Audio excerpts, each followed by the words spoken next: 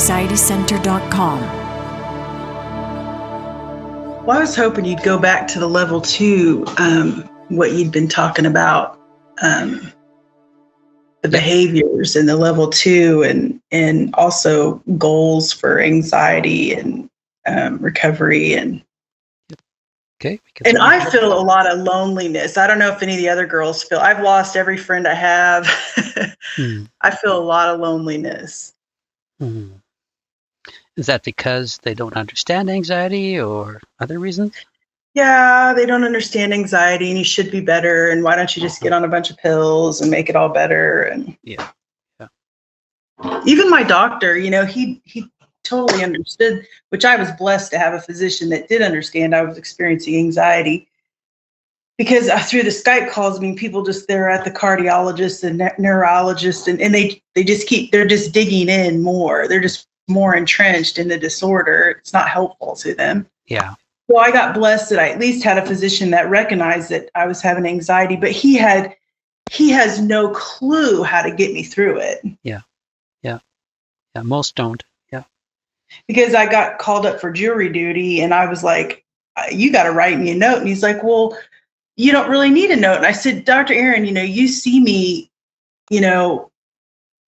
but you don't see the behind the scenes. I'm still in therapy every week. I'm still in, I do these group therapies at the Skype call. I still have a lot of struggles. Going out to eat just sucks. It just sucks. It just, all the people. But he just has no, in his mind, I'm just better, because I'm not coming in every 2 weeks with a new symptom, because I've been in an anxiety center and teaching me not to do that. And right. Yeah. And that's the thing, the medical profession still doesn't really understand anxiety and the connection between hyperstimulation. And so they will often minimize it or think that things should be better in, 2 or 3 sessions, all those things. It's just, for those who have worked through it, you just, understand that that's totally unrealistic. It's a lot of work. Yeah. So the only encouragement I get is from the anxiety center. I try to read the 2 questions you post every day. I try to read them, and Stacy, that's the only really support I get. Yeah. And part of what made me so sick Jim, was, it's kind of like, well, suck it up, buttercup, and pull your big girl panties on, and get down, get to work or whatever. And that drivenness is a lot of what got me so sick, got me to the levels I was 20 months ago. Yeah, totally. Yeah, and unless a person really understands their underlying factors, they can just, be dancing with anxiety disorder off and on for their entire lives, because if you don't change the behaviors, you're not going to get a different result. And that's why level 2 is so important, but it is. And level 2 is brutal. Level 2 can be brutal. It can be at times. It can be extremely liberating. And sometimes it's kind of funny, I've also had funny stuff. Like, for example, one of the things I do, this is kind of a cute story. I make these I make jewelry, and I make these bedazzled bookmarks, and I do different things like that. Well, of course I had because I've been at it for 20 months, Jim, I had stacks and stacks. So I donated some to the local libraries, and they made a display, you guys. They made a display, and now people want to buy them. Oh, cool. So Stacy's like, you can sell them. Yeah. Very cool. That's kind of, I never expected it. I didn't even know they were on display. I had to go to the library. They didn't even tell me they put them on display. So there you go. Very cool. Yeah. There was a question that came up earlier about, why do we have to go back and rehash the past to get better if it's painful? Yeah, the trauma. Yeah, because of the beliefs. Because of the beliefs. That's exactly it. We establish. Yeah, because when we go through an event, as children, and usually early life experiences is where this all occurs, we don't have any counselors walking beside us to help us interpret those events in a healthy way. So we interpret them based on our opinion, and those opinions become beliefs that then drive our behaviors that set us up for anxiety. So we go back to those past events to understand why we arrived at the conclusion we did, what a healthy conclusion is so that we can change the underlying belief, which then changes the behavior that eliminates the anxiety. Until we understand the connection, we don't make those changes. Now, there are some people who believe it's wrong to go back and rehash the past. They've had this debate probably for the last 30 years. But we see great value in doing it in terms of rebuilding our system of beliefs so that our behaviors are healthy, not creating anxiety like they are now. But until we go back and change those beliefs, we're going to still behave the same way. And the best way to change those beliefs is understand where the initial one came from, what is a healthy belief, what happened in that event. When we close off the event to emotional investment, we can move forward and we feel good about things. So that's why we do that. Yeah, it can be painful. But how do you do that? I'm sorry? How do you do that? I mean, I don't understand. I can't understand writing down the traumas, because some of them you don't even, you didn't even remember until you wrote them down. Like, Yep. Oh my gosh, I didn't really want to remember that again. That's Yep. like, why? And so what good is that?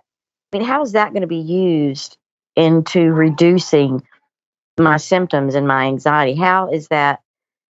Like, it's not like your traumas that you went through are not your fault. I mean, maybe that's one thing, because at the time, I can write down and I can say, okay, this trauma, this wasn't my fault. Yeah. This one wasn't my fault. The things that were not my fault, you can probably accept better when you realize that, but still, I don't know how it works I don't know how Stacy's going to work it. I don't know how it's going to work in to getting, rid or whatever of the symptoms and the anxiety and the behaviors. And I think as you work through it, you'll see the great value. And I'll just give you a real quick overview of some of the things that can happen. If, for example, a child was sexually abused by a family member growing up, a lot of times that child will blame themselves for the sexual abuse. And they'll be conflicted in terms of pleasure from it.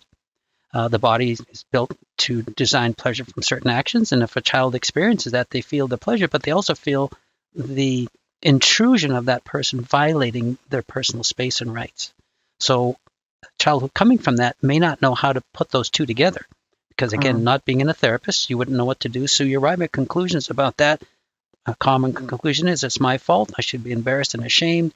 And if the perpetrator was a male, they may have a really distrust of all males. And so that is going to affect how they choose a partner, how they relate to the partner, how they relate to their children. It just affects everything down the line. So if you go back to that event, and even though it's painful, and you help that person understand it wasn't your fault, that perpetrator is the one to blame for that, you are going to have mixed feelings about it, because that perpetrator should not have done that. That was a person you trusted, should not have violated your body that way. But because the body's designed, we are going to feel pleasure. So how you bring those two together is that, the person had the problem. It's not wrong to feel the pleasure. It's just that it was inappropriate. So then you can also help that person develop trust. It's not all males who are bad. It's just that some men are. It doesn't mean you can't trust everybody. There are some people you want to make sure they earn your trust. And so you help them change that belief system so that they come away from that experience with a different belief system and different behaviors that stop producing anxiety. For example, if you have trust issues, there's going to be a lot of anxiety. My wife was sexually abused when she was growing up, and she learned to view all men as being perpetrators and someone to avoid and to be highly suspicious of. Well, there's a lot of anxiety going into social situations when there's men around. Yeah. So she had to do a lot of work to overcome that, to get to the place where she's not suspicious of everyone. She lets those people earn her trust before she give them the trust. So we have a great relationship because of all the work she did based on her really challenging past, because she did that work. And so there's great value. And a lot of times these little insignificant things that we have, when we may just blow them off, actually have some really important belief systems that need to be changed. And that's where they come out. That's when the therapist can really understand what's going on, where those beliefs came from, where those beliefs are interrelating with other beliefs, the degrees of them. And so the therapist can help you rebuild that system of beliefs so that you come away with healthy behaviors instead of anxious behaviors. And that's just one example. There are a lot of them. Yeah. Well, I'm going through something, Janice, now. Like I said, I lost all my friends, but some of those people needed to go. And some of those people, like the whole, I don't know, he talks to me a lot. The whole on Anxiety Center where you talk about, Jim, there's no freebies. Yeah. And so there's these daily stresses. And then, of course, when the big event happens, of course, you just symptoms out of control, right? And so one of my daily stressors was I had friends that were triggering me from stuff from my past that I didn't really put that connection together. Yeah.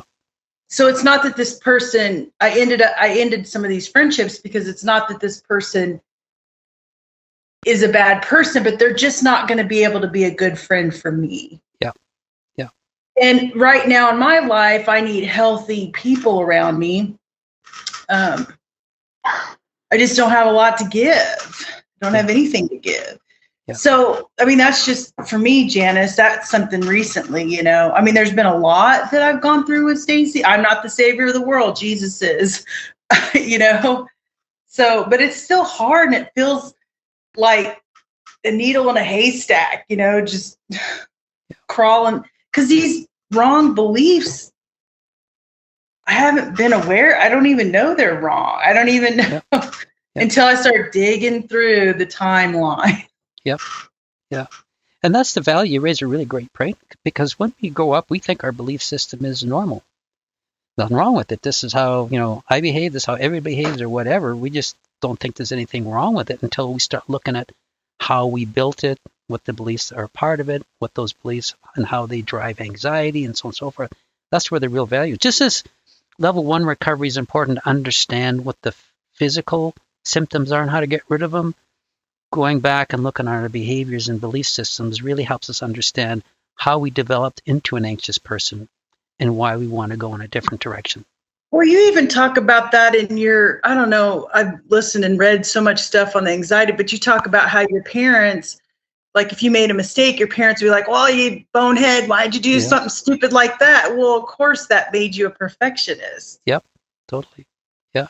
And for me, one of the big ones, too, was my mom was such a people pleaser. She wants everyone to think that she's the perfect person. So she'll go to great extremes to make sure that people like her. Well, when I grow up in that environment, what do you learn? You learn to do that. Because what did you hear all the time? Oh, what do the neighbors think? You can't do that.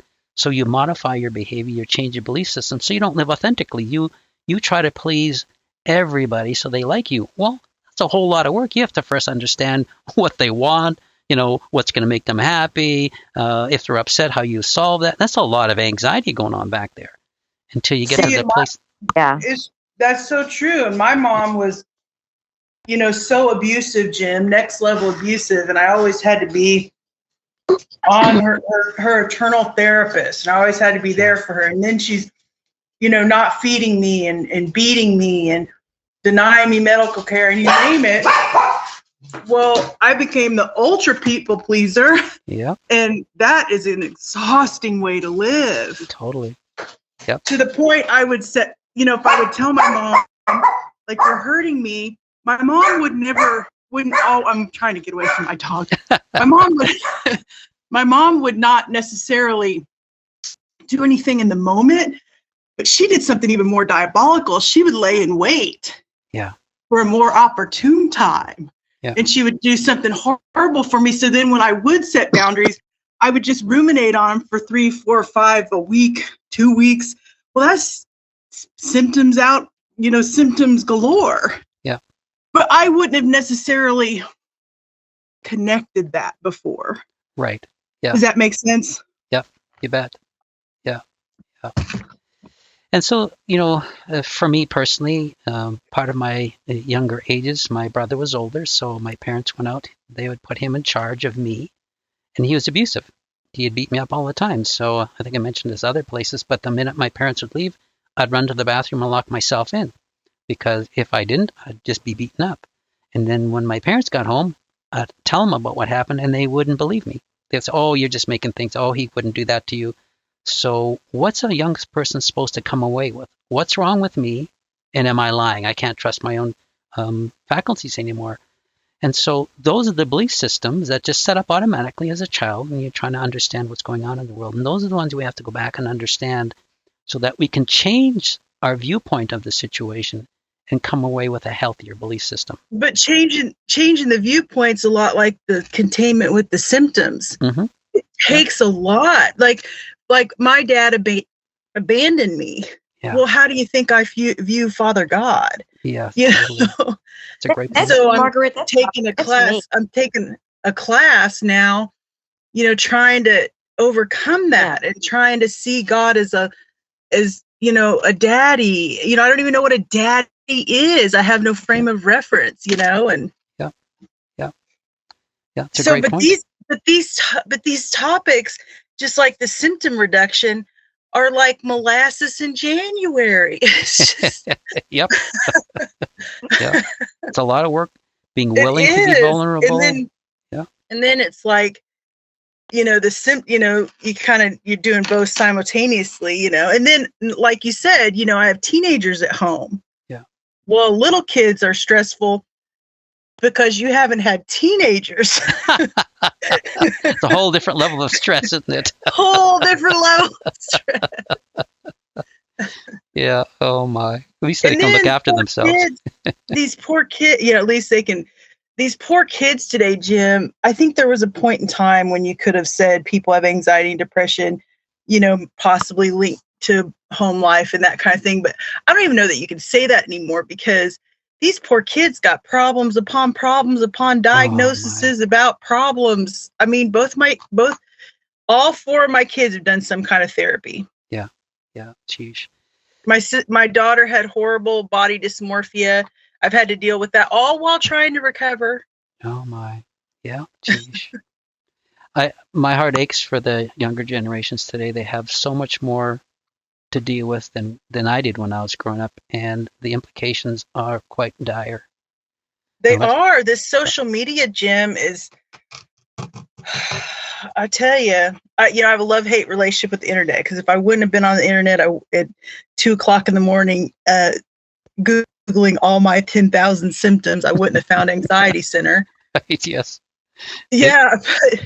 But a lot of the, and I've learned, taught myself how to make jewelry and different things off of YouTube. But then, 99% of it's just crap. But, and that, then you talk about programming. When I was growing up, you had family-friendly, uplifting, morally wholesome programming.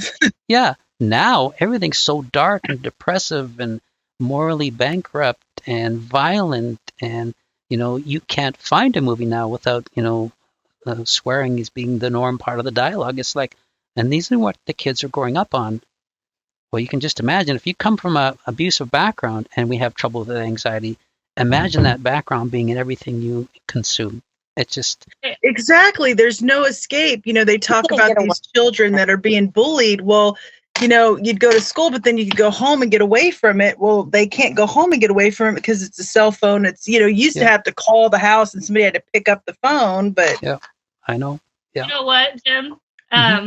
Just real quick, guess what you probably already heard of it since you're from Canada, and it's a really popular show from Canada that is very wholesome and hearty and lovey-dovey and stuff. I'm watching The Heartland. Have you ever heard of that? Yes, I have. In fact, it's actually shot near where I live.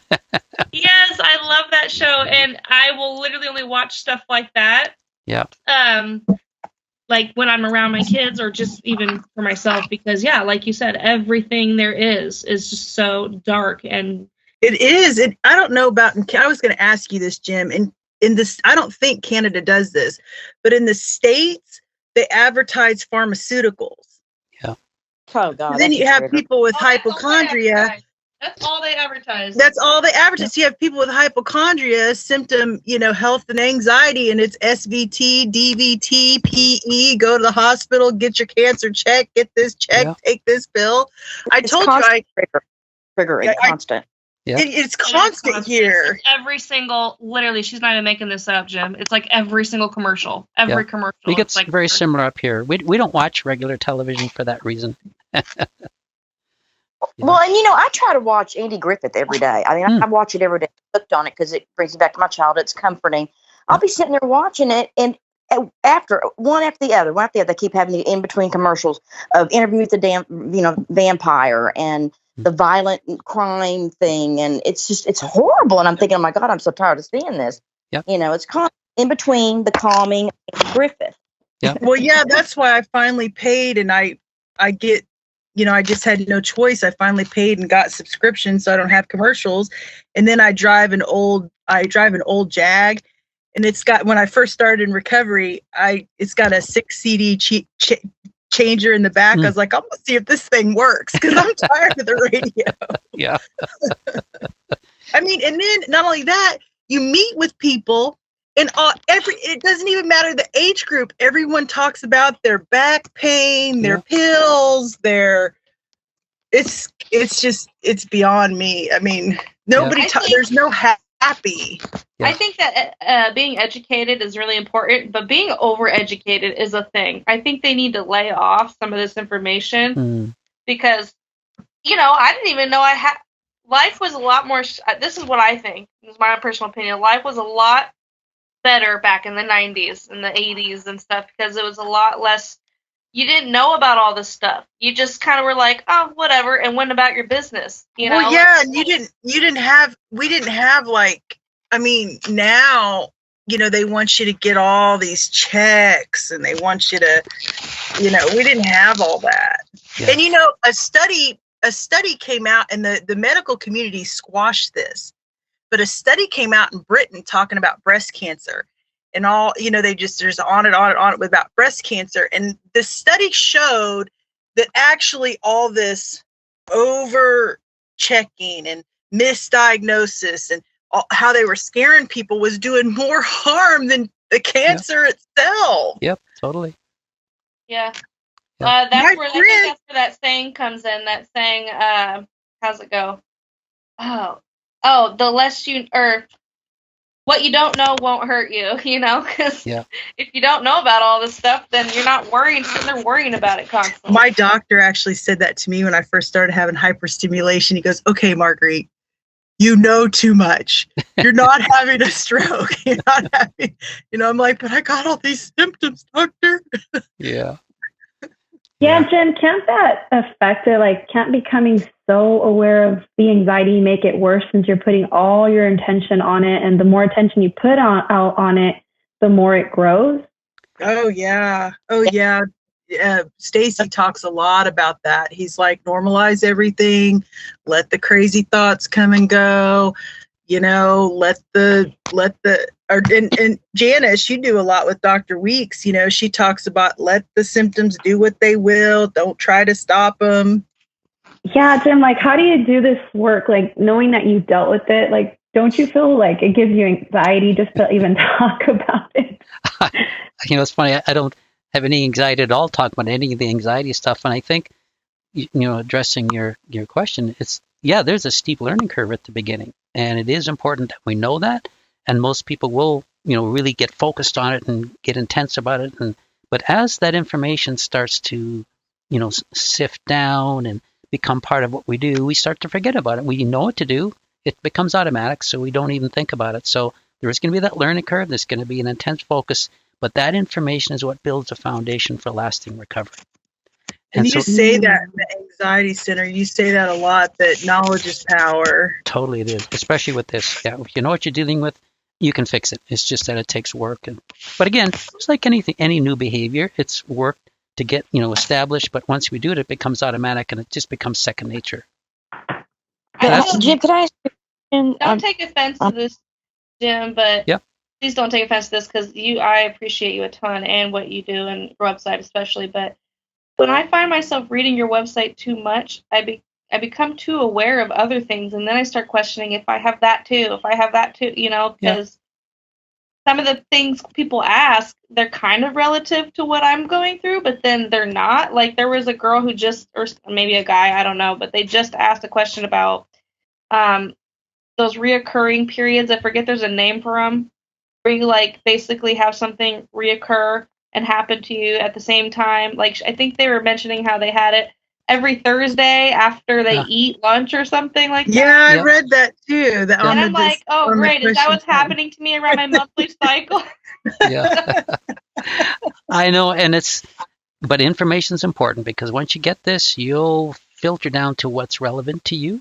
You're talking about the cyclic symptoms and things, but a lot of that stuff will drift away, and what you'll hold on to is what's really pertinent to you, and that's the important thing. Unfortunately, there is a ton of information, and a lot of people get turned off to it, so they don't do the work. But when you have that foundation, it really does set you up for the rest of your life, and that's why it's so important. Yeah.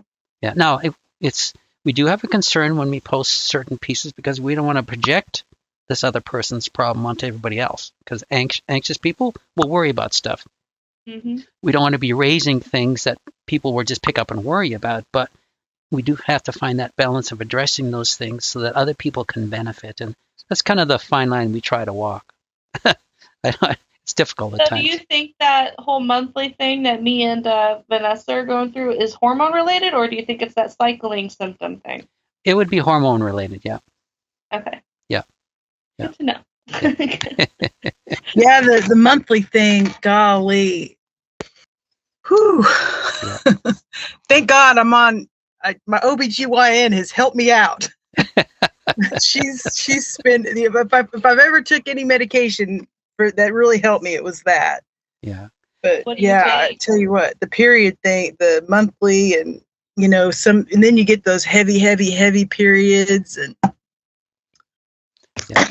and females also have perimenopause and menopause to work through, where their body hormones are all over the map and trying to adjust, so you'll be getting symptoms. I already talked to her, Jim, about that. We're drugging myself with drugs. I'm not a proponent of a lot of drugs, but sometimes you got to take some drugs. Sometimes they are definitely helpful. Yeah. And I don't mean this to be funny at all, because I love the Lord, but you know the Lord, Jim. Mm-hmm. Why is it that women are set up so much worse than men with the stuff? Well, let me speak to that as a kidney nurse. Let me talk to that. Oh, good. I'm glad you would. I remember the kidney conversation. Let me talk to that. I mean the monthly suffering that women go through. But let me tell you something. As they get older, men have a hell that they have no idea is coming. That's right. The prostate situation is something else. Yeah. Yeah. We've all got our own stuff to bear. That's the thing. While one might think it's easier for another, everybody has different things to bear. And of course, then you're also dealing with, hereditary genetic things that people have to encounter. Life is tough. And as you get older, you have to grow a tougher skin because it gets tougher. But that's our life experience until the Lord comes back, and we're dealing with sin and decay, and this is our lot. So, yeah. Can we ever be fearless again? What I mean by that is I grew up being fearless, confident, independent, strong little sassy thing, and now I'm this little wounded, just anxiety having. Do you know what I mean? Yeah. Like, I feel the same way you do, Brianna. I feel that same way. Yeah. I was so tough, Jim. Nothing could stand in my way. Me too. I could be standing in front of the devil himself, and I would be like, nothing was afraid. I was afraid of nothing, and now I'm like afraid of everything. Yeah. Yeah. I think part of that is just a feature of our youth and naivety.